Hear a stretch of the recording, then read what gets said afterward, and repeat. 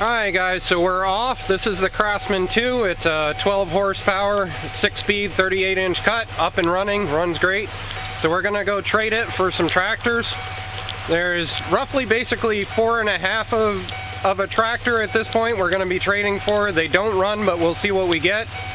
And of course, you know, this is Maine. So we've now got snow in what's supposed to be summer. Alright guys, let's go pick them up. Alright guys, well, last night it snowed a couple of inches or so. Yes, it's the middle of April. Welcome to weather in Maine. So basically, by the time we got done, it was about 8:30 at night. My buddy Scott, if you're watching this, bro, you're a lifesaver, thanks a lot. Basically, we got all of the machines over here and decided that enough was enough, had a couple of beers, played some pool, and okay guys, it's time to show you what I ended up with. So, keep in mind, traded a Craftsman 2, I bought it for $50, it took me $20 to fix it, and now let's see what I ended up with. Okay, first thing that we ended up with would be a Craftsman Lt 2000. Last known year of running, about 2 years ago. It does have a hydromatic, which seems to move, so at least that's not locked. The cutting deck does have its blades and spindles, and they do rotate. But unfortunately, somebody has been into the 19 Kohler and definitely messed with it. Starter is missing, wiring harness seems to be missing some connectors. So, and it's missing the gas tank. So I'll monkey with it. If it kicks over in some form, well, we'll find a use for it. But at 19 horse single twin, I bet it probably puts out some power when it does run, so we might try it. Moving on, simplicity. Horrifying, ugly orange. They originally told me that it was a hydro, but I actually discovered that it seems to shift in some form. So, it's obviously a geared transmission of some sort. And, whoop. Apparently that's not connected. It also is a Kohler, a 14 horsepower Kohler. Supposed last time of running was last fall. They claim that they tried to start it and it won't do anything. So this one here will probably be the first one that I will work on. It actually did come with a deck, which is over here. And as you can see, it has a very small deck. I was quite surprised.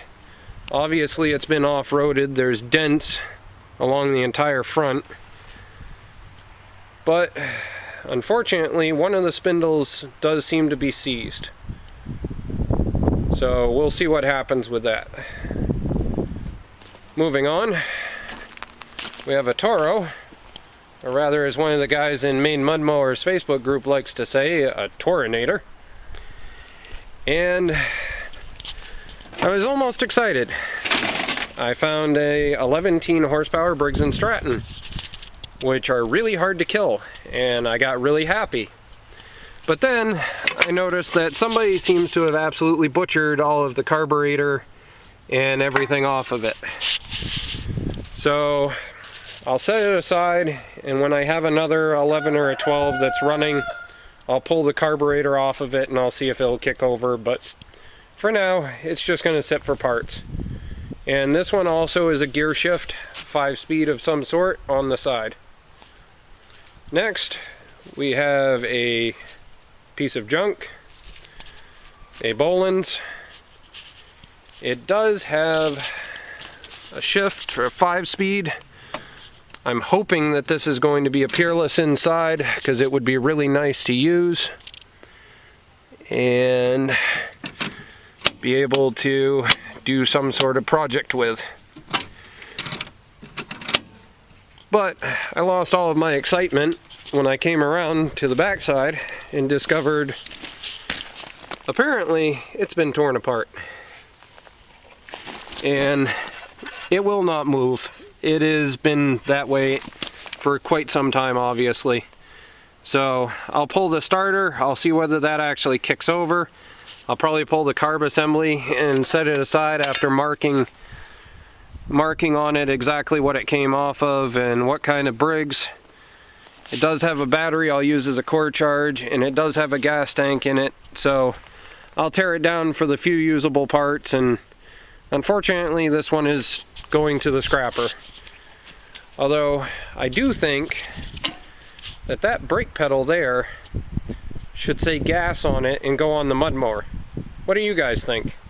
Good idea? Bad idea? Give me a comment. Tell me what you think. And then, the one thing that might actually be worth something out of this group is this. It is a standard Toro 832. The guy says that he got it and it came out of a shed, and apparently he has never had it running. They said they tried it, they couldn't get it to kick over, and they just left it.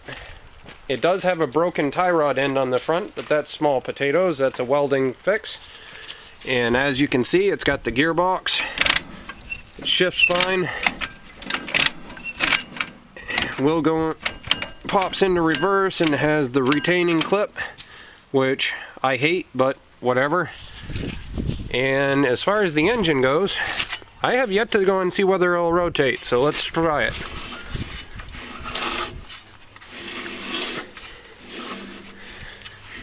Oh, that was compression right there. Oh, and oh, no compression. So we do have a compression stroke.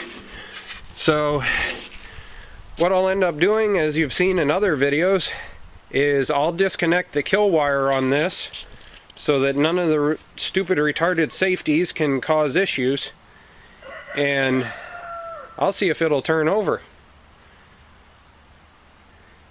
Oh, and the other thing, free tires with rims, 8-inch, the same as the ones I mounted the 22-inch ATV tires on, so that'll be cool. I might be able to mount on some tires to go on the go-kart once that's up and running. That's in debate. And this was my other pickup for this weekend. It is a Wizard made by Noma, and it has a 5-speed in it. It's an Electrolux 5-speed, which matches to my go-kart, so that's good to have, a nice spare.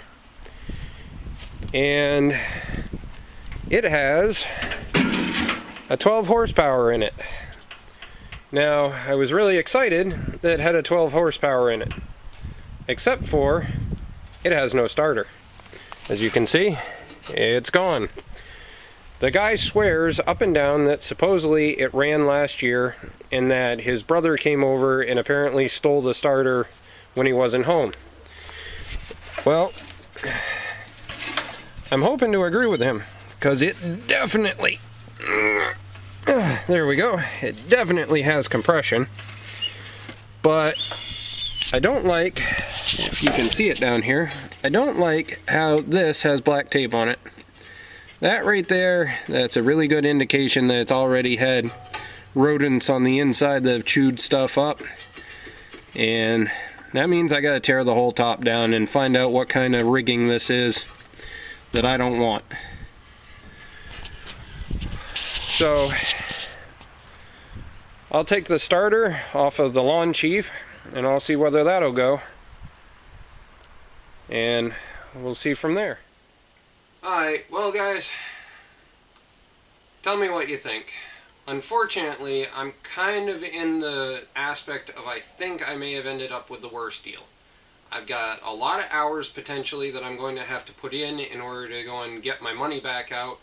The Craftsman 2 I probably could have sold easily during the summer for 200 to 250 bucks, and who the heck knows how many hours I'm going to have to put into the Toro in order to be able to resell it, or get the Simplicity up and running, or the LT2000, what it's going to take, because obviously I'm out of starter, so there's 50 to 60 bucks right there, and that's just to test it. So what do you guys think? Did I get a good deal, or did I get hosed? Give me comments down below. Tell me what you think.